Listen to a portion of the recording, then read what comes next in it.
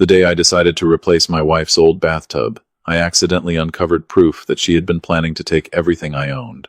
Not next year, not someday in the future. She was already doing it. The evidence had been sitting inside my own house for months, hidden so close to me that I walked past it every single day without the slightest suspicion. What still keeps me awake at night isn't what I found. It's how long it had been there while I trusted her completely. If that bathtub hadn't broken when it did, I honestly don't know where I'd be today. Maybe homeless. Maybe fighting for money I spent a lifetime earning. Maybe wondering why the woman I loved suddenly disappeared with half my future. But none of that had happened yet. At that moment, I was just a husband trying to surprise his wife. My name is Walter Hayes. I'm 62 years old, retired, and until last summer, I thought my life was predictable in the best possible way. My wife Karen and I had been married for 19 years. We lived in a quiet neighborhood in Phoenix, Arizona. We weren't rich, but we were comfortable. The mortgage was manageable, retirement was finally within reach, and after nearly 2 decades together, I believe there were no more major surprises left in our marriage. Looking back, I can see a few things that should have bothered me. Karen had changed over the previous year, but the changes were small enough to explain away. She spent more time on her phone. She became unusually interested in our finances. Every few weeks she would bring up retirement accounts, refinancing options, or long-term planning. Nothing alarming. In fact, it sounded responsible, smart, even. Whenever she asked questions about our savings, I felt proud that she cared about our future. That's why I never questioned her motives. Trust has a strange way of turning warning signs into reasonable explanations. Karen worked in insurance claims. Her job revolved around paperwork, numbers, and details. Stress followed her home almost every evening. Some nights, she'd sit at the kitchen table scrolling through her phone long after dinner. Other times, I'd walk into a room and she'd quickly lock the screen before setting it down. The first few times I noticed, I almost asked about it. Then I talked myself out of it. Married people deserve privacy, I told myself. Besides, I loved her. And when you love someone, you naturally search for innocent explanations before suspicious ones. A few days before everything changed, Karen left for a business conference in San Diego.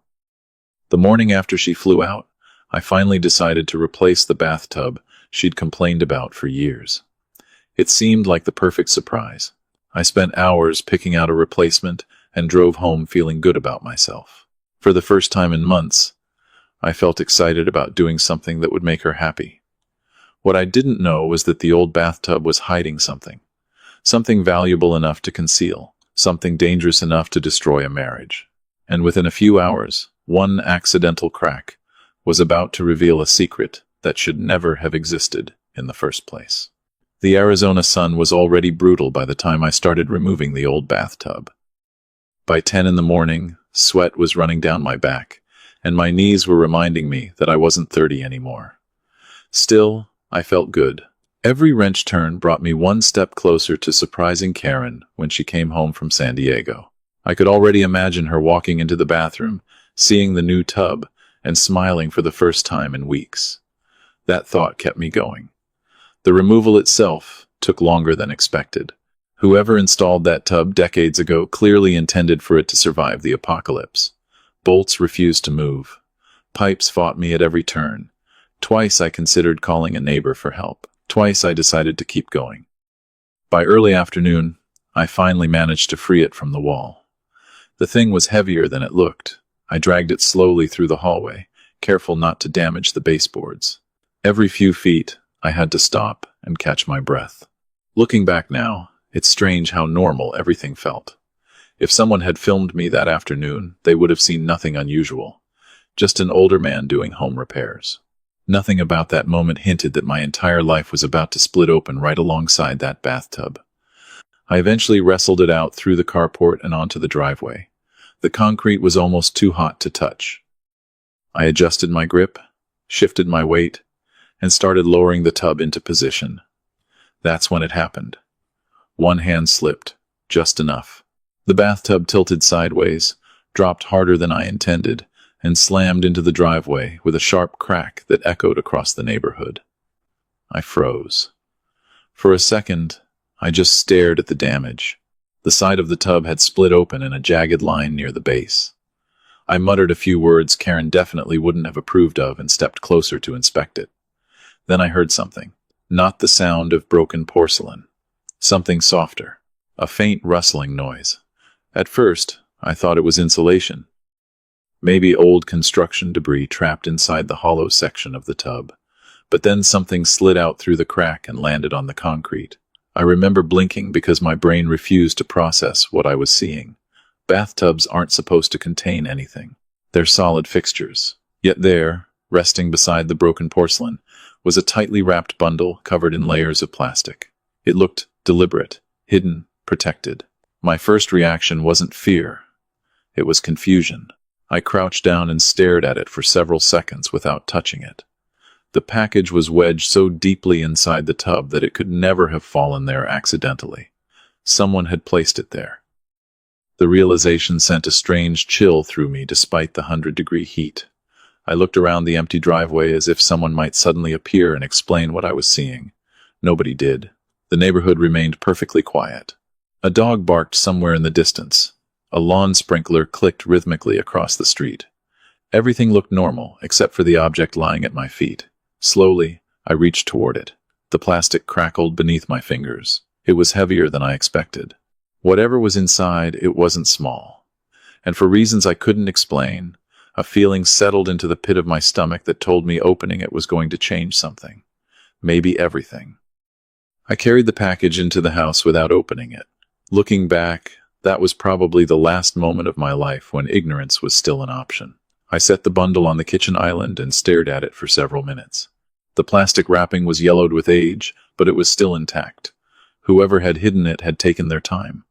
This wasn't something shoved into a hiding place in a panic. This had been prepared, protected, preserved. My first thought was that it might contain old documents from a previous homeowner. Maybe cash someone forgot about decades ago. Maybe something completely harmless.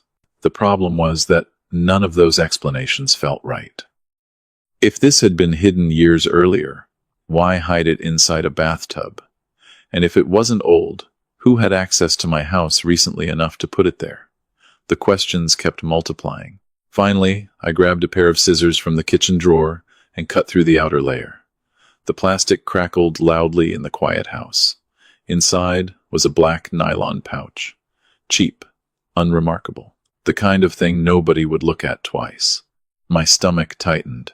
Whoever created this hiding place clearly understood something important. The safest way to hide something valuable is to make it look worthless. I slowly unzipped the pouch. The first thing I saw was money. A lot of money. Thick stacks of $100 bills bundled together with rubber bands. Not one stack. Several. For a second I simply stared.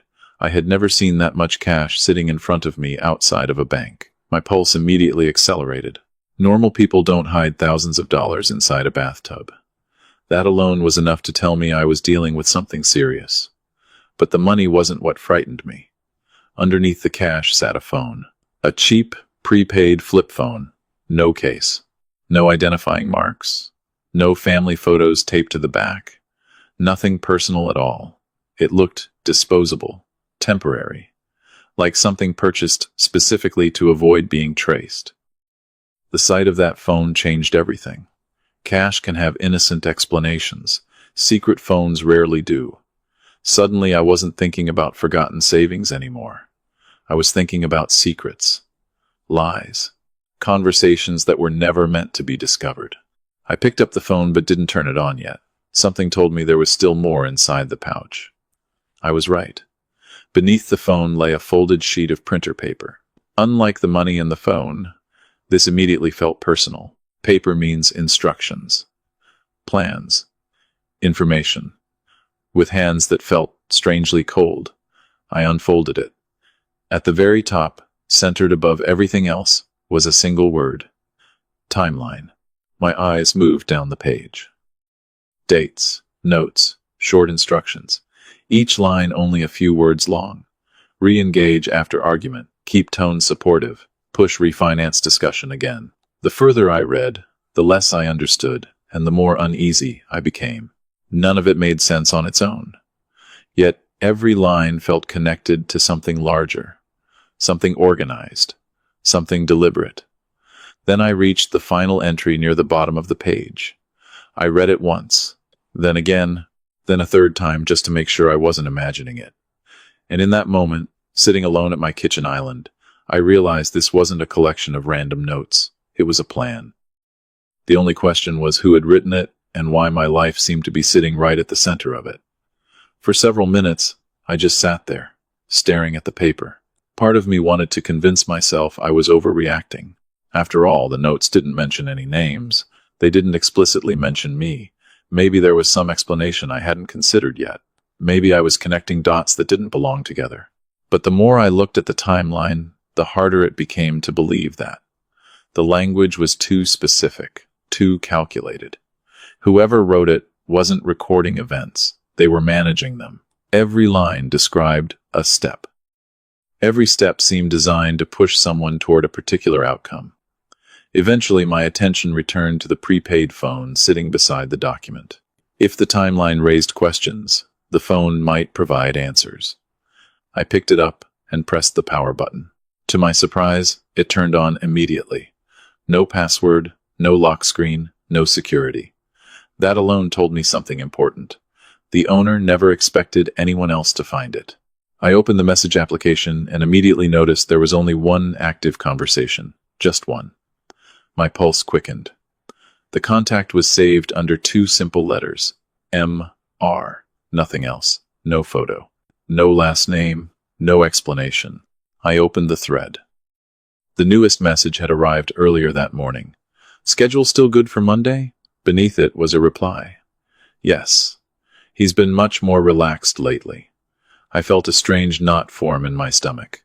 He's been much more relaxed lately. I read the sentence again. Then again. The wording bothered me. It sounded less like two people having a conversation and more like two people discussing a project.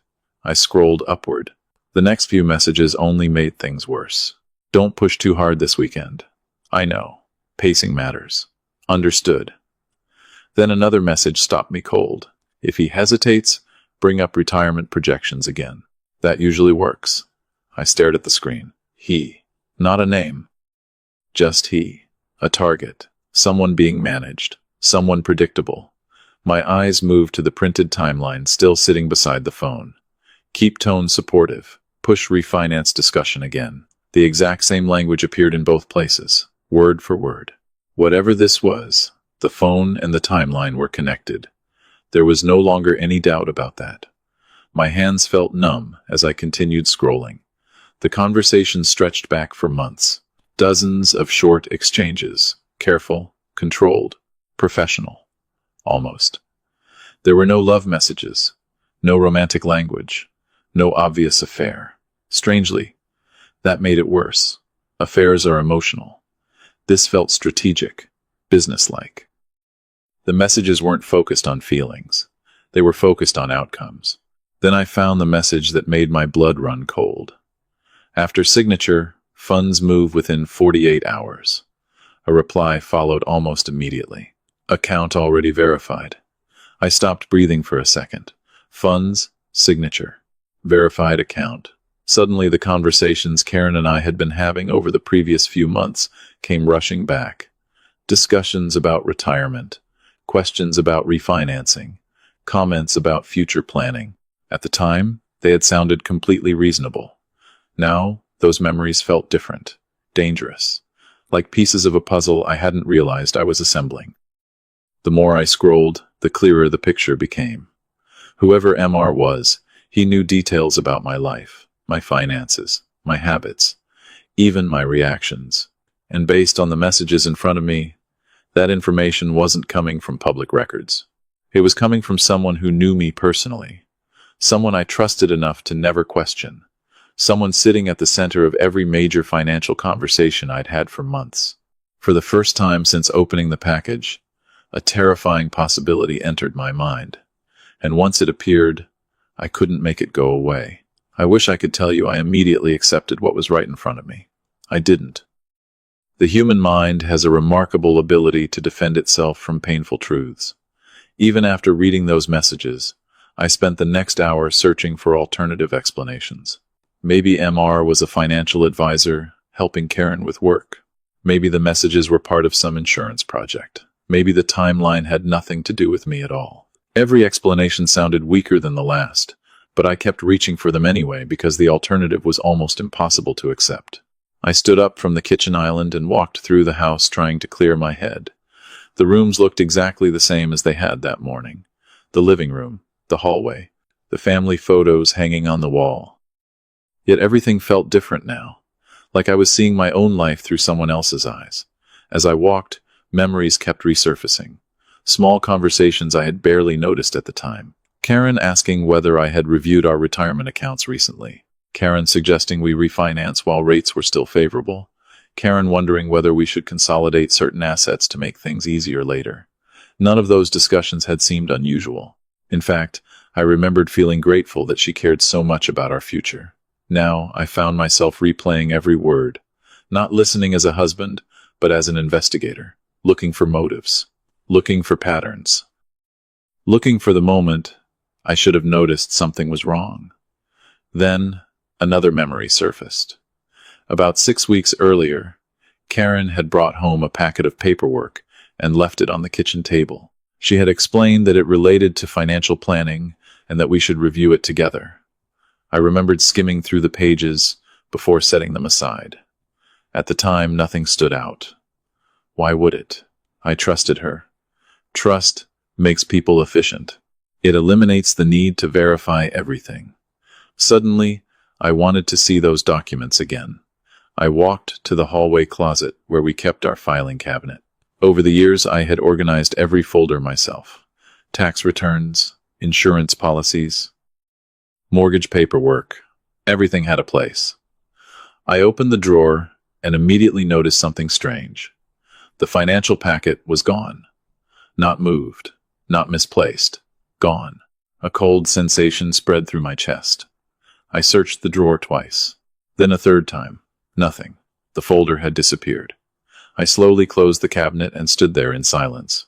The messages, the timeline, the missing paperwork. Each discovery by itself could potentially be explained away.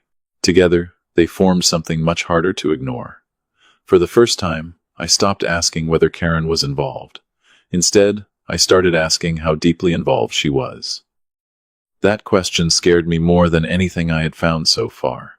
Because if she was the person communicating with MR, then this wasn't a misunderstanding. It wasn't bad timing. It wasn't bad luck. It was preparation. Careful preparation that had likely been happening right in front of me for months. I returned to the kitchen, picked up the phone again, and looked at the message thread with completely different eyes. I wasn't reading random conversations anymore. I was reading instructions. And the more I thought about it, the more one disturbing fact became impossible to ignore. Whoever MR was, he seemed incredibly confident that I would do exactly what they expected me to do. The more I thought about the messages, the more one fact became impossible to ignore. I couldn't handle this alone. If I kept staring at the phone by myself, I was going to end up trapped between denial and panic. So I did something I hadn't done in years. I called Frank Delgado. Frank and I had worked construction jobs together decades earlier before he joined the Phoenix Police Department. He eventually became a detective and spent more than 20 years investigating people who lied for a living. If there was anyone I trusted to tell me the truth, even when I didn't want to hear it, it was Frank. He answered on the third ring. The moment he heard my voice, he knew something was wrong. I gave him the short version at first. The broken bathtub, the hidden package, the cash, the phone, the timeline. Then I started reading messages. Frank didn't interrupt once. He simply listened. When I reached the part about retirement projections and refinance discussions, the silence on the other end of the line grew noticeably longer. Finally, I read one particular line from the timeline.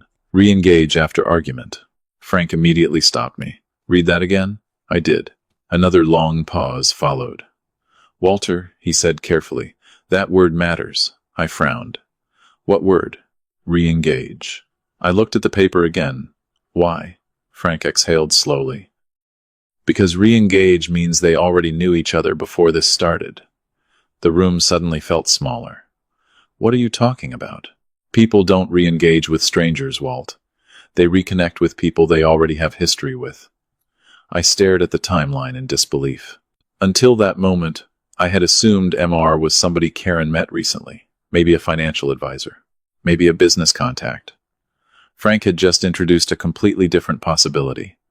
This wasn't a new relationship. It was an old one being revived. My stomach dropped. Frank wasn't finished. Keep reading.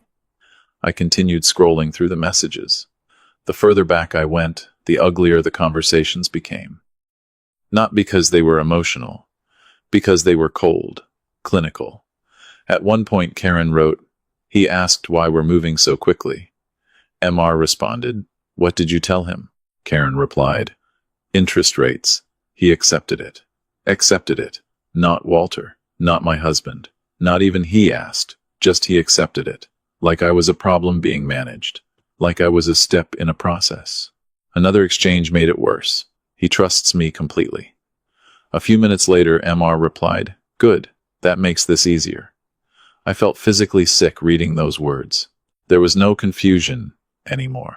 No misunderstanding. Karen wasn't being manipulated. She wasn't an innocent person caught in someone else's scheme. She was actively participating. Every reassuring conversation we'd had, every supportive smile, every discussion about retirement. She wasn't protecting our future. She was guiding me toward a decision she had already planned. Frank finally spoke again. His voice sounded harder than before. "Walter, listen carefully. At our age, people don't always have affairs for romance. Sometimes they have affairs for exits. And this feels a lot more like an exit strategy than a love story." I lowered myself into a chair and looked around my kitchen. The same kitchen where Karen and I had eaten thousands of meals together. Suddenly, every memory felt contaminated. Then I looked down at the phone again and noticed something I hadn't paid attention to before. The messages weren't talking about whether I would sign.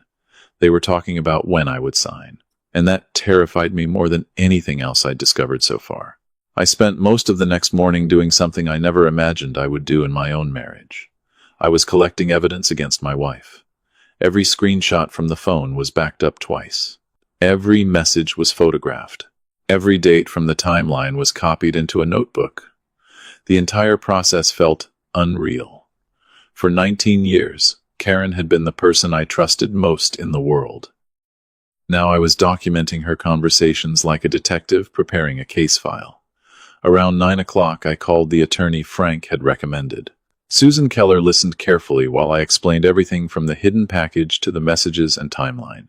Unlike me, she wasn't shocked. In fact, she sounded almost disturbingly calm. When I finished, there was a brief silence before she asked a question that immediately caught my attention. "Walter, has your wife discussed refinancing your home recently?" My grip tightened around the phone. Several times. Another pause. "And did she seem unusually interested in retirement accounts, home equity, or consolidating assets?" The knot in my stomach grew tighter. "Yes," Susan sighed softly. "Then I need you to listen carefully. Do not confront her. Do not mention the phone. Do not sign a single piece of paperwork. If this is what it appears to be, the timeline is not a plan they're considering. It's a plan they're already executing." Those words stayed with me long after the call ended. Already executing, not planning, executing. Suddenly every message looked different. Every instruction felt closer, more urgent. I returned to the burner phone and began reading older conversations. This time, I wasn't looking for emotion. I was looking for patterns. That's when I noticed something I had missed before. The messages became noticeably more confident over time. Early conversations contained uncertainty, questions, discussions. Later messages didn't. The later messages assumed success. One exchange stopped me cold. Karen wrote, "He still wants to review everything before signing." A few days later, she sent another message. "Not worried anymore. He's back to trusting me." I stared at the screen. Back to trusting me. Not still trusting me. Back to trusting me. That meant there had been a moment when I was close to questioning something. A moment Karen and Michael had actively worked to overcome. Then I found another message. Short, simple, devastating. Once Monday is done, everything gets easier. Monday. Until that moment, Monday had just been another day on a calendar. Now it felt like a deadline. I immediately searched the entire message thread for references to it. There were several. Never explained directly. Always assumed. Monday, Monday, Monday. Like both of them already knew exactly what would happen when it arrived. I called Susan back. The moment I mentioned Monday, her tone changed. "Walter, I think they're preparing for a meeting." "What kind of meeting?" "The kind where someone signs documents they shouldn't sign." My chest tightened. Everything suddenly clicked together. The refinance discussions, the missing paperwork, the verified account mentioned in the messages, the retirement projections.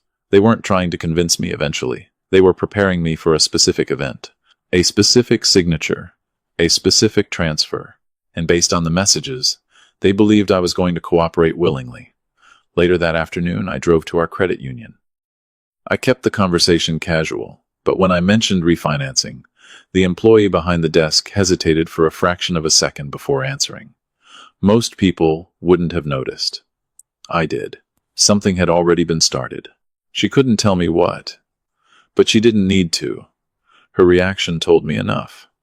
Driving home, I finally accepted a truth I had been resisting since the bathtub broke. Karen wasn't thinking about leaving me someday. Karen and Michael were counting down to something. And whatever was scheduled for Monday, they seemed absolutely certain I would walk straight into it. Karen flew back from San Diego on Thursday afternoon. By then, I had spent nearly 3 days living with information she didn't know I had. The phone was hidden. The timeline was secured. Copies of every message sat in multiple locations. Susan had reviewed everything. Frank knew what was happening. The only person still following the original plan was Karen. And for the first time in our marriage, I intended to let her keep believing she was in control. I heard her rental car pull into the driveway just after 4 o'clock. For a brief moment, I stood at the kitchen counter and simply listened. 19 years creates habits. I recognized the sound of her shutting the car door, the pace of her footsteps, even the way she carried luggage through the front entrance. A few seconds later, the door opened. "Walt?" she called. "Kitchen," I answered. She rolled her suitcase inside and smiled when she saw me. The smile looked exactly the same as it always had. That was the unsettling part. Nothing about her appearance had changed. Same voice, same posture, same familiar face. Yet now I knew there was another version of Karen hidden beneath all of it. She walked over and kissed my cheek. "Miss me?" she asked playfully. "Of course," I said.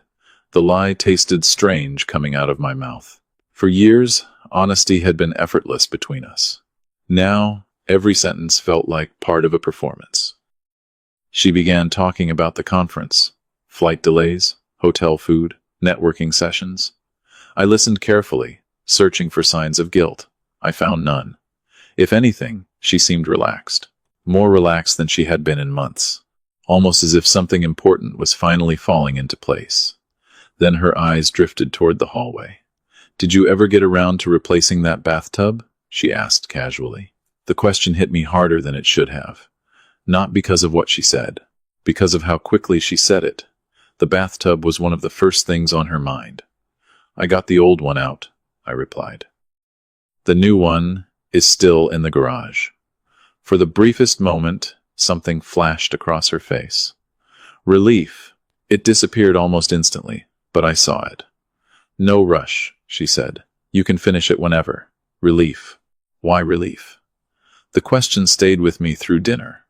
We ate grilled chicken and vegetables while she told stories about coworkers and conference speakers. Every few minutes her phone vibrated. She never checked it. Not once. That should have looked normal. Instead, it felt rehearsed, like she already knew exactly who was trying to reach her. After dinner, she finally steered the conversation where she wanted it to go. Finances, retirement, long-term planning. The same subjects appearing again, just like the messages predicted. "I've been thinking about our future," she said.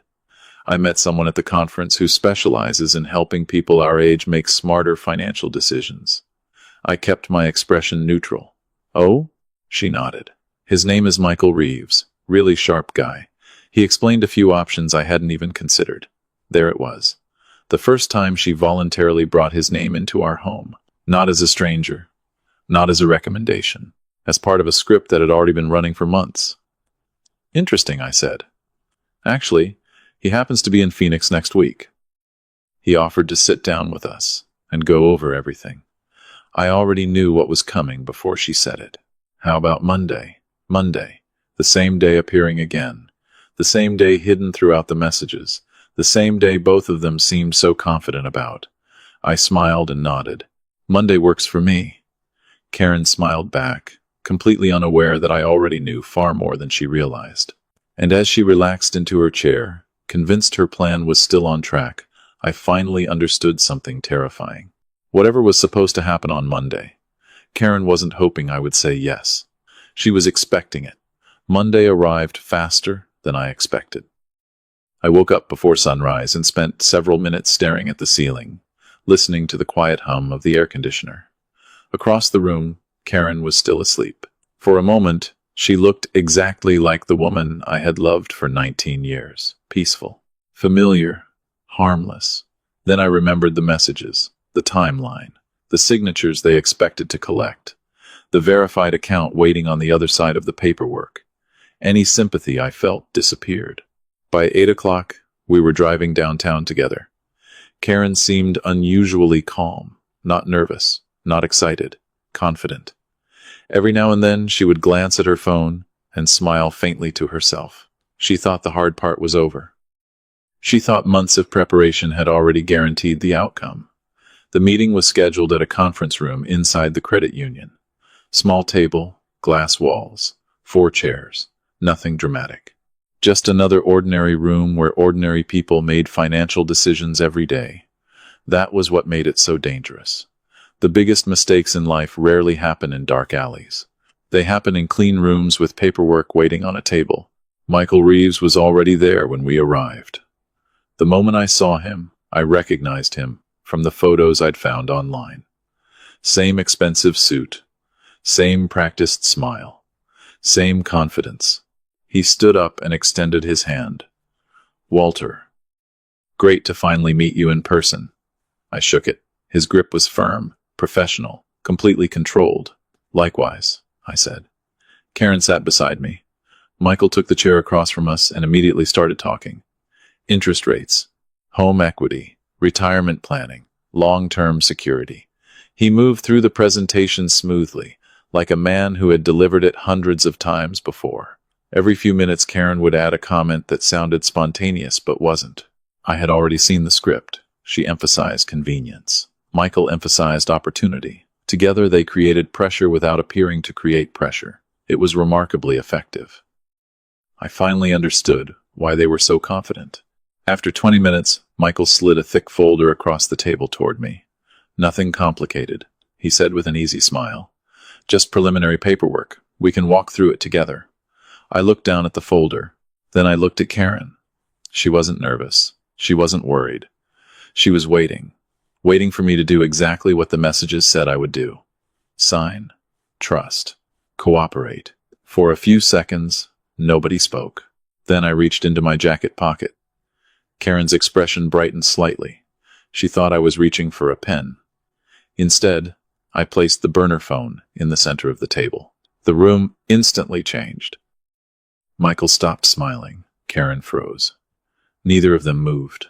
Slowly, I reached into my other pocket and placed the folded timeline beside the phone. For the first time all morning, real emotion appeared on Karen's face. Not sadness, not regret, fear. I unfolded the paper and slid it toward her. "You forgot this in the bathtub," I said quietly. Silence crashed into the room. Michael's eyes darted from the phone to the timeline and back again. Karen stared at the documents without touching them. Several long seconds passed. Finally, Michael cleared his throat. "I think there may be some misunderstanding here." "No," I replied calmly. "There isn't." I tapped the phone. "The messages are still there. Every date, every instruction, every discussion about signatures, transfers, and accounts." Karen slowly leaned back in her chair. Something remarkable happened then. The performance ended. The concerned wife disappeared. The supportive partner vanished. For the first time, I was looking at the real Karen. She didn't deny anything. She didn't pretend. She simply looked at me and asked one question. How much did you read? All of it. She closed her eyes briefly. Then she nodded once. Across the table, Michael looked far less confident than he had 20 minutes earlier. And just as he started to speak again, the conference room door opened behind him. The person standing in the doorway was Susan Keller. She stepped into the conference room carrying a slim briefcase and a calm expression that immediately changed the balance of power in the room. Michael recognized her before she even introduced herself. I saw it happen. His shoulders stiffened. His confidence cracked for the first time that morning. Susan set her briefcase on the table and looked directly at him. Mr. Reeves, she said evenly, before this meeting continues, I'd like to discuss several documented communications regarding asset transfers, undisclosed financial coordination, and a verified account connected to a married client. The room went silent. Michael opened his mouth, then closed it again. Karen stared at the table. For the first time since I'd found the package, neither of them seemed to have a prepared response. Susan continued speaking, calmly, methodically, every message, every date, every instruction. She already knew them all because I had provided copies days earlier. Michael's confidence disappeared completely. Within minutes, he stood up and announced that he was ending the meeting. Nobody tried to stop him. He grabbed his folder, avoided eye contact, and walked out of the room without looking back. The man who had spent months helping direct the plan abandoned it the moment accountability entered the conversation. The door closed behind him. Karen never even watched him leave. She just sat there staring at the table between us. The silence felt heavier than any argument we could have had. Eventually, she looked up at me. You planned all this. It wasn't an accusation. It sounded more like disbelief. I shook my head. No, Karen, you planned all this. I just found out before it was finished. She lowered her eyes again. For a few seconds, I almost recognized the woman I used to know. Not the strategist from the messages. Not the person discussing my trust like a tool to be used. Just the woman I had once loved. Then the moment passed. What happens now? She asked quietly. Susan answered before I could. Now every transfer stops. Every pending application gets reviewed. Every document gets examined. And every decision moves through attorneys. Karen nodded slowly. She didn't argue. She didn't apologize. She simply picked up her purse and stood. After 19 years together, our marriage effectively ended in less than 30 seconds. She walked out of the conference room and disappeared down the hallway. I never chased after her. There was nothing left to chase. A few weeks later, the house felt different, quieter. Not because it was empty, but because the uncertainty was gone. The financial plans were stopped before any major damage could be done. The accounts were secured. The paperwork was reviewed, and eventually the new bathtub was finally installed. One morning I stood in the bathroom holding a cup of coffee, looking at it. Clean, simple, ordinary. It struck me how strange life can be. I had purchased that bathtub to improve my marriage. Instead, replacing the old one exposed a truth that saved my future. Sometimes the things we trust most deserve a second look. Sometimes the warning signs we ignore are the ones that matter most. And sometimes a single crack in the right place reveals everything that was hidden behind it. As painful as that discovery was, I have never regretted finding the truth. Because losing an illusion is painful for a moment. Losing your future is painful forever.